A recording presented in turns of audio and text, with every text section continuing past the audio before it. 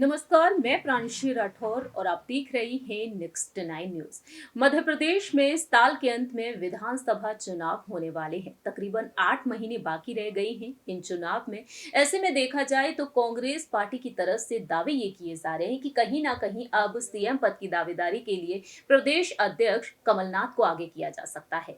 लेकिन दूसरी ही तरफ बीजेपी खेमे से मांग उठना शुरू हुई केंद्रीय मंत्री ज्योतिरादित्य सिंधिया को लेकर। सिंधिया जिन्होंने साल 2020 में कांग्रेस से इस्तीफा दिया और अपने 22 विधायकों के साथ बीजेपी में शामिल हो गए। अब देखा जाए तो दावे ये भी किए जा रहे हैं कि सिंधिया कहीं ना कहीं जो कांग्रेस के लिए एक बड़ी चुनौती बने हुए हैं। उन्होंने हाल ही में राहुल गांधी की सदस्यता रद्द हो जाने को लेकर अपनी बात रखी थी। वहीं अब यहाँ पर सिंधिया पर कांग्रेस पार्टी के नेता पलटवार कर रहे हैं। ऐसे में सिंधिया एक बड़ी चुनौती बन चुके हैं अब पूरे ही कांग्रेस खेमे के लिए। मल्लिकार्जुन खड़गे जिन्होंने प्रत्याशियों को 6 महीने पहले ही सिंधिया के गढ़ ग्वालियर में उतार दिया, जिससे कि यहां पर फीडबैक लिया जा सके। अब देखा जाए तो ज्योतिरादित्य सिंधिया को लेकर एक बड़ा दांव खेल सकते हैं पीएम मोदी, गृह मंत्री अमित शाह और अध्यक्ष जेपी नड्डा।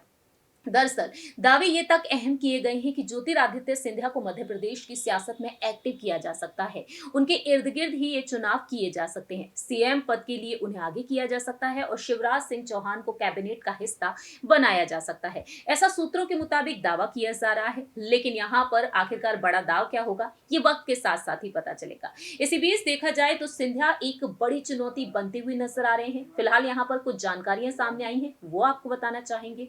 ज्योतिरादित्य सिंधिया जिनका 36 का आंकड़ा रहा है पूर्व मुख्यमंत्री दिग्विजय सिंह के साथ। ऐसे में अब देखा जाए तो कांग्रेस ये आरोप लगा रही है कि सिंधिया बीजेपी में अपने वजूद को बनाए रखने के लिए ये ऐसा रूप अपना रहे हैं। सियासी जानकारों का कहना है कि चुनाव से पहले सिंधिया पार्टी के निर्देशों का पालन कर रहे हैं। उन्होंने बीते कुछ दिनों पहले ही साफ तौर पर कह दिया कि मैं फर्स्ट क्लास और तुम सब थर्ड क्लास वाली मानसिकता ही कांग्रेस का चेहरा और चरित्र है। राहुल गांधी एकदम निचले स्तर की राजनीति कर रहे हैं। सिंधिया के इस बयान के बाद कांग्रेस पार्टी काफी ज्यादा नाराजगी जाहिर कर रही है। सोशल मीडिया पर सिंधिया पर पलटवार करते हुए दिखाई दिए हैं कांग्रेस के नेता जयराम रमेश, तो वहीं पवन खेड़ा भी, मल्लिकार्जुन खड़गे और सुप्रिया श्रीनेत भी। ऐसे में देखा जाए तो सिंधिया ने यहां पर जवाब देते हुए साफ तौर पर अपनी बात रखी। उनका कहना रहा, कभी 1857 के वीर शहीद तात्या टोपे के वंशज पराग टोपे की खुद की लिखी किताब यहां पर ऑपरेशन रेड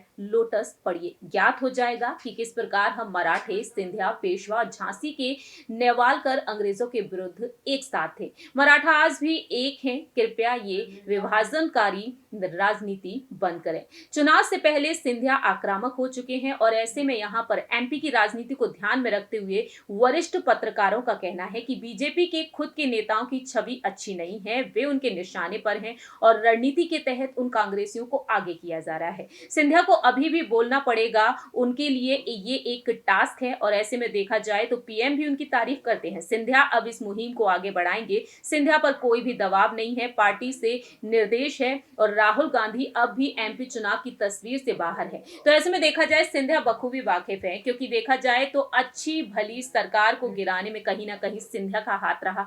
आज भी ये आरोप लग रहे हैं क्योंकि 15 महीने में कमलनाथ की सरकार गिर गई थी। अब देखा जाए तो सिंधिया के बदलते हुए तेवर यहां पर कांग्रेस की यहां पर मुश्किलों को बढ़ा रहे हैं।